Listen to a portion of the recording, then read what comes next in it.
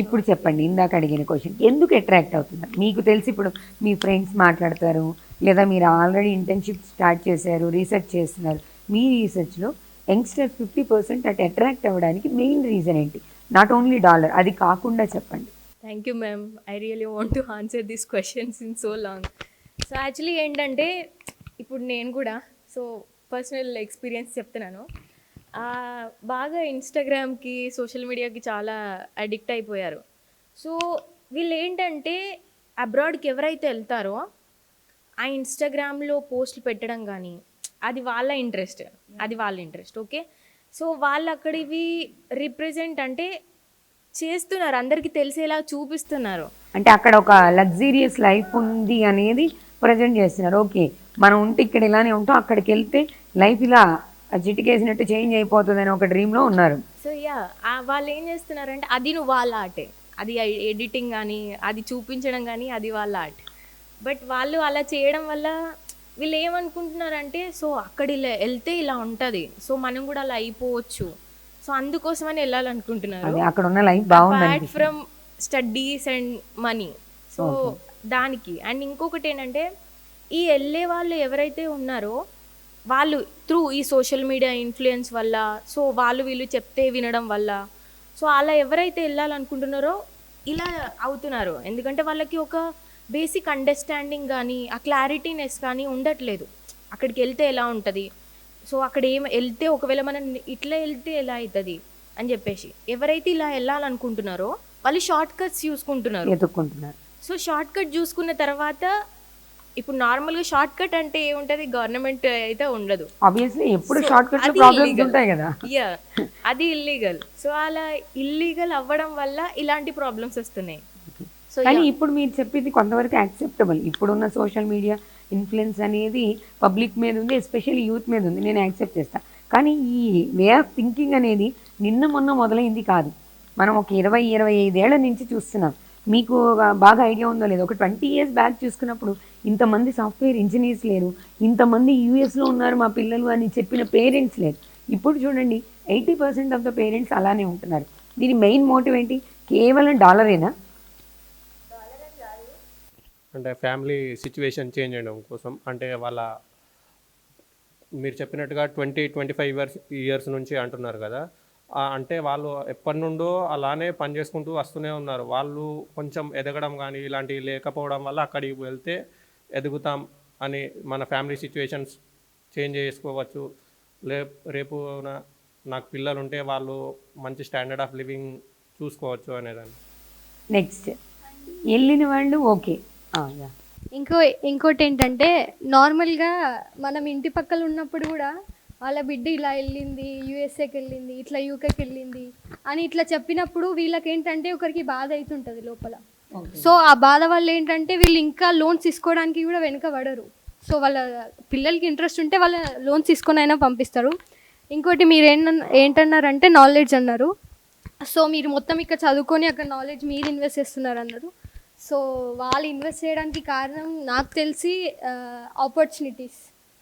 Opportunities in India. So schemes policies అన్నీ implement చేస్తున్నారు కానీ అవి గ్రాస్ రూట్ లెవెల్ దాకా వెళ్ళట్లేదు. అంటే మీదనే ఉంటున్నాయి కానీ కింది స్థాయి వాళ్ళకి ఇంకా రావట్లేదు, వాళ్ళ లోపల ఉన్న టాలెంట్స్ని గుర్తించట్లేదు. Interaction between people and the politicians కానీ లేకపోతే ఏవైనా చిల్డ్రన్స్ కానీ స్కూల్స్ కానీ డెవలప్మెంట్ కానీ ఇన్ఫ్రాస్ట్రక్చర్ కానీ ఇలాంటి ప్రాపర్ డెవలప్మెంట్స్ లేకపోవడం వల్ల కూడా మనము ఎంప్లాయ్మెంట్ ఆపర్చునిటీస్కి వెనుకబడి ఉన్నాం.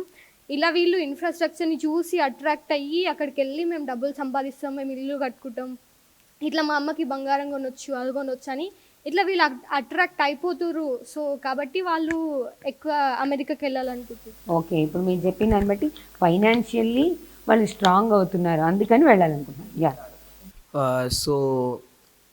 It is not just about the dollar, ma'am, as you were saying. It is also a status issue, maybe. Like many of us want to have an iPhone, right? So something like that, people want to go to US.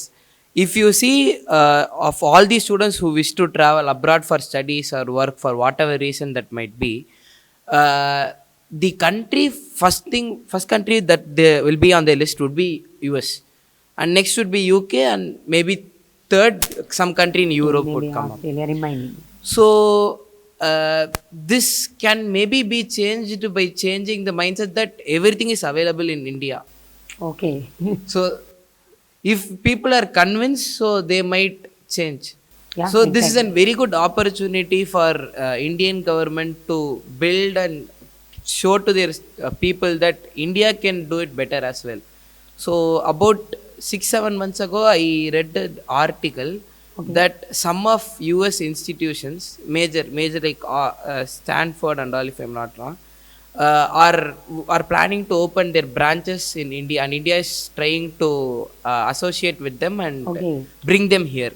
Yes. That is very good news. So if such things happen, so you don't have an absolute necessity to travel to those countries, right? Exactly, నేను ఒప్పుకుంటాను ఆ విషయాన్ని. అంటే finally మీరు ఏం చెప్పగలుగుతున్నారు, ఏం చెప్తున్నారంటే ఇక్కడ ఆపర్చునిటీస్ లేవు. ఫస్ట్ మీ చదువుని, మీ తెలివిని ప్రదర్శించడానికి ఇక్కడ అవకాశాలు లేవు, మొదటిది. రెండోది, ఫైనాన్షియల్గా వెళ్తే తొందరగా స్ట్రాంగ్ అవుతారు. ఆల్రెడీ కొన్ని ఎగ్జాంపుల్స్ కనిపిస్తున్నాయి కదా, ఫ్యామిలీని వాళ్ళే బాగా డెవలప్ చేశారు. సెకండరీ, అందుకోసమని వెళ్తున్నారు అనుకుంటున్నాం.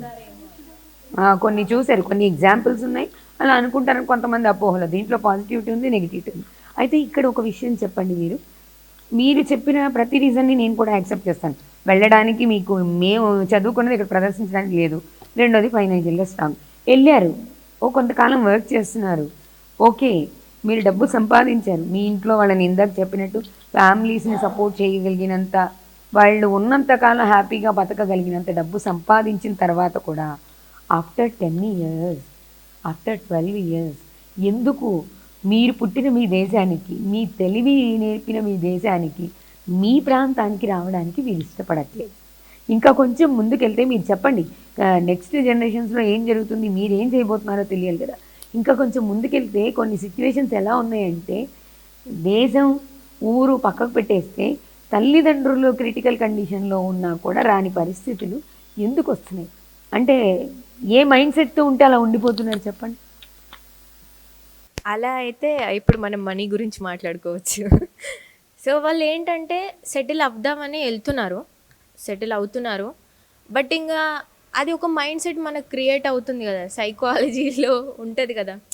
మనం ఒకసారి ఇప్పుడు ఇండియాలోనైనా చాలామంది ఉన్నారు, వేరే కంట్రీస్ నుంచి ఇండియాలో స్టే చేస్తున్న వాళ్ళు, ఇండియాలో సెటిల్ అయిన వాళ్ళు. మేబీ వాళ్ళు నేచర్ నచ్చి ఉంటున్నారేమో, కల్చర్ నచ్చి ఉంటున్నారో ఏమో. సో ఒక్కొక్కరికి ఒక్కొక్క పర్స్పెక్టివ్ ఉంటుంది, ఒక్కొక్కరికి ఒక్కొక్కలా ఉంటుంది ఐడియాలజీ అనేది. ఇప్పుడు యుఎస్ గురించి మాట్లాడుకుంటే, యుఎస్ అనే కాదు, ఏ కంట్రీ గురించి అయినా మాట్లాడుకుంటే, అక్కడ వాళ్ళు సెటిల్ అయ్యారు అంటే maybe they are good, they are fine with their surroundings. దానికి అలవాటు పడిపోయారు, పడిపోయారు. వెనక్కి వచ్చి ఇక్కడ ఈ క్లైమేట్కి, ఐ మీన్ ఈ అట్మాస్ఫియర్కి ఇలా ఉండడానికి వాళ్ళు ఎక్కువ ఇష్టపడట్లేదు. అండ్ ఇంకోటి ఏంటంటే వాళ్ళ కంట్రీస్ నుండి వచ్చి అక్కడ ఉన్నారు అంటే మేబీ వాళ్ళ కంట్రీ సిచ్యువేషన్స్ వాళ్ళకి తెలిసి ఉండొచ్చు, దానికి వాళ్ళు ఓకే కాదేమో. సో అలాంటి కొన్ని రీజన్స్ కూడా ఉండుంటాయి, కొన్ని మనీ ఉంటాయి, కొన్ని వాళ్ళ జాబ్ అవన్నీ ఉండుంటాయి, కొన్ని వాళ్ళు అనుకోని అంటే కావాలని రావాలని ఉన్నా రాలేకపోయే సిచ్యువేషన్స్ ఉంటుంటాయి. సో అలా మనం ఒక్కటని ప్రిడిక్ట్ చేయలేము, చాలా ఉండొచ్చు, మేబీ ఇంకా మనకు తెలియనివి కూడా ఉండొచ్చు.